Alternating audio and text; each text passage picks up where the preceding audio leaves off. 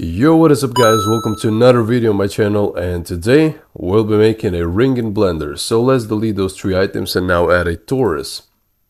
Once you add a torus, change the segments to 64 and the other ones to 32 and shade it auto smooth. Cool. Now let's just rotate it on the x-axis, make it maybe a bit thinner, and now what you need to do is basically add a diamond.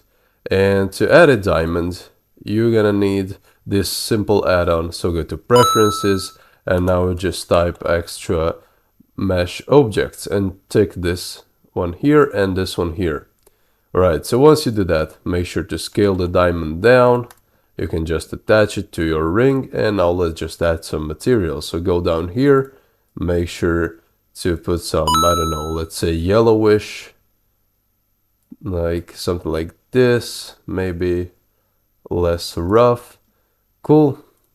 Maybe like this. And now let's change the diamond color to something like this, more metallic and rough. So yeah guys, that's pretty much our ring in Blender. Thank you guys so much for watching, and I'll see you in the next video. Peace.